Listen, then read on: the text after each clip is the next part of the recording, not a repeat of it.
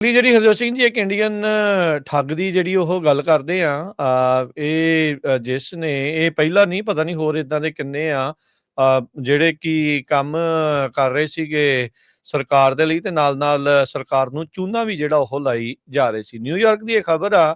39 ਸਾਲਾ ਮੇਹੁਲ ਗੋਸਵਾਮੀ ਲੈਥਮ ਦਾ ਜਿਹੜਾ ਉਹ ਰਹਿਣ ਵਾਲਾ, ਉਹ ਕਹਿੰਦੇ ਵੀ ਮਾਲਟਾ ਜਿਹੜਾ ਟਾਊਨ ਆ, ਉੱਥੇ ਦੂਜੀ ਜੌਬ ਵੀ ਜਿਹੜੀ ਉਹ ਕਰੀ ਜਾ ਰਿਹਾ ਸੀਗਾ, ਤੇ ਹੁਣ ਉਸ ਨੂੰ ਗ੍ਰਿਫਤਾਰ ਜਿਹੜਾ ਉਹ ਕਰ ਲਿਆ।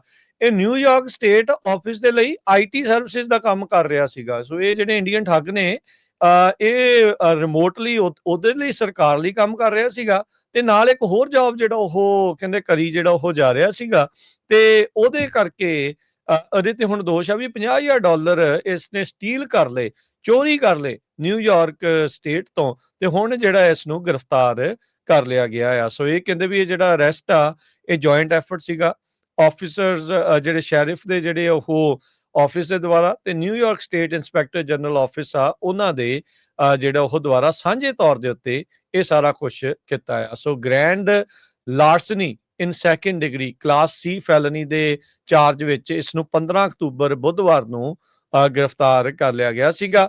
ਮਾਲਟਾ ਟਾਊਨ ਕੋਰਟ ਦੇ ਵਿੱਚ ਇਸ ਨੂੰ ਅਦਾਲਤ ਮੂਹਰੇ ਜੱਜ ਜੇਮਸ ਫੌਚੀ ਦੇ ਮੂਹਰੇ ਪੇਸ਼ ਕੀਤਾ ਜਿਹੜਾ ਹੋ ਗਿਆ ਸੀਗਾ। ਉਦੋਂ ਉਸ ਨੂੰ ਰਿਲੀਜ਼ ਜਿਹੜਾ ਉਹ ਕੀਤਾ ਗਿਆ ਆ, ਤੇ ਚਾਰਜ ਕਹਿੰਦੇ ਵੀ ਕੰਸੀਡਰਡ ਨਹੀਂ ਹੈਗਾ ਕੁਆਲੀਫਾਈਂਗ ਅਫੈਂਸ ਬੇਲ ਦੇ ਜਿਹੜੇ ਉਹ ਲਈ। ਸੋ ਹੁਣ ਇਹ ਆ ਵੀ ਇਦਾਂ ਦੇ ਹੋਰ ਪਤਾ ਨਹੀਂ ਮੇਹੁਲ ਗੋਸਵਾਮੀ ਵਰਗੇ ਕਿੰਨੇ ਜਿਹੜੇ ਉਹ ਤੁਰੇ ਫਿਰਦੇ ਆ।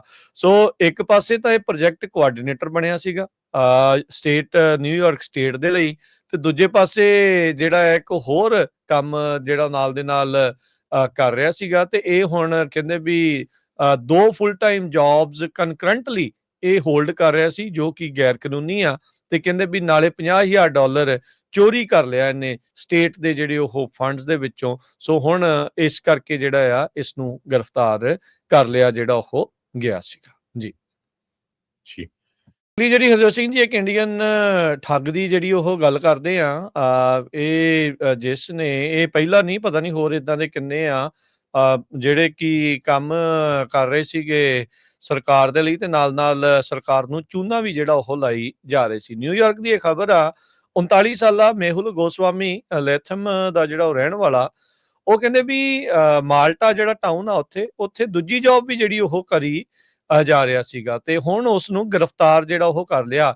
ਇਹ ਨਿਊਯਾਰਕ ਸਟੇਟ ਆਫਿਸ ਦੇ ਲਈ ਆਈਟੀ ਸਰਵਿਸਿਜ਼ ਦਾ ਕੰਮ ਕਰ ਰਿਹਾ ਸੀਗਾ। ਸੋ ਇਹ ਜਿਹੜੇ ਇੰਡੀਅਨ ਠੱਗ ਨੇ, ਇਹ ਰਿਮੋਟਲੀ ਉਹਦੇ ਲਈ, ਸਰਕਾਰ ਲਈ ਕੰਮ ਕਰ ਰਿਹਾ ਸੀਗਾ, ਤੇ ਨਾਲ ਇੱਕ ਹੋਰ ਜੌਬ ਜਿਹੜਾ ਉਹ ਕਹਿੰਦੇ ਕਰੀ ਜਿਹੜਾ ਉਹ ਜਾ ਰਿਹਾ ਸੀਗਾ, ਤੇ ਉਹਦੇ ਕਰਕੇ ਇਹਦੇ ਤੇ ਹੁਣ ਦੋਸ਼ ਆ ਵੀ $50,000 ਇਸ ਨੇ ਸਟੀਲ ਕਰ ਲਏ, ਚੋਰੀ ਕਰ ਲਏ ਨਿਊਯਾਰਕ ਸਟੇਟ ਤੋਂ, ਤੇ ਹੁਣ ਜਿਹੜਾ ਇਸ ਨੂੰ ਗ੍ਰਿਫਤਾਰ ਕਰ ਲਿਆ ਗਿਆ ਆ। ਸੋ ਇਹ ਕਹਿੰਦੇ ਵੀ ਇਹ ਜਿਹੜਾ ਅਰੈਸਟ ਆ, ਇਹ ਜੁਆਇੰਟ ਐਫਰਟ ਸੀਗਾ ਆਫੀਸਰਸ, ਜਿਹੜੇ ਸ਼ੈਰਿਫ ਦੇ ਜਿਹੜੇ ਉਹ ਆਫਿਸ ਦੇ ਦੁਆਰਾ, ਤੇ New York state inspector general office ਆ, ਉਹਨਾਂ ਦੇ ਜਿਹੜਾ ਉਹ ਦੁਆਰਾ ਸਾਂਝੇ ਤੌਰ ਦੇ ਉੱਤੇ ਇਹ ਸਾਰਾ ਕੁਝ ਕੀਤਾ ਆ। ਸੋ ਗ੍ਰੈਂਡ ਲਾਰਸਨੀ ਇਨ ਸੈਕੰਡ ਡਿਗਰੀ ਕਲਾਸ ਸੀ ਫੈਲਨੀ ਦੇ ਚਾਰਜ ਵਿੱਚ ਇਸ ਨੂੰ 15 ਅਕਤੂਬਰ ਬੁੱਧਵਾਰ ਨੂੰ ਗ੍ਰਿਫਤਾਰ ਕਰ ਲਿਆ ਗਿਆ ਸੀਗਾ।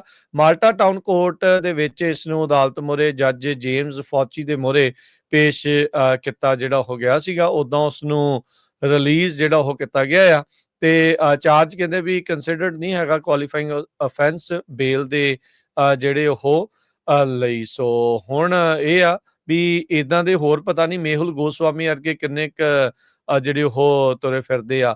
ਸੋ ਇੱਕ ਪਾਸੇ ਤਾਂ ਇਹ ਪ੍ਰੋਜੈਕਟ ਕੋਆਰਡੀਨੇਟਰ ਬਣਿਆ ਸੀਗਾ ਸਟੇਟ ਨਿਊਯਾਰਕ ਸਟੇਟ ਦੇ ਲਈ, ਤੇ ਦੂਜੇ ਪਾਸੇ ਜਿਹੜਾ ਇੱਕ ਹੋਰ ਕੰਮ ਜਿਹੜਾ ਨਾਲ ਦੇ ਨਾਲ ਕਰ ਰਿਹਾ ਸੀਗਾ, ਤੇ ਇਹ ਹੁਣ ਕਹਿੰਦੇ ਵੀ ਦੋ ਫੁੱਲ ਟਾਈਮ ਜੌਬਸ ਕਨਕਰੈਂਟਲੀ ਇਹ ਹੋਲਡ ਕਰ ਰਿਹਾ ਸੀ, ਜੋ ਕਿ ਗੈਰ ਕਾਨੂੰਨੀ ਆ, ਤੇ ਕਹਿੰਦੇ ਵੀ ਨਾਲੇ $50,000 ਚੋਰੀ ਕਰ ਲਿਆ ਇਹਨੇ ਸਟੇਟ ਦੇ ਜਿਹੜੇ ਉਹ ਫੰਡਸ ਦੇ ਵਿੱਚੋਂ। ਸੋ ਹੁਣ ਇਸ ਕਰਕੇ ਜਿਹੜਾ ਆ ਇਸ ਨੂੰ ਗ੍ਰਿਫਤਾਰ ਕਰ ਲਿਆ ਜਿਹੜਾ ਉਹ ਗਿਆ ਸੀਗਾ ਜੀ।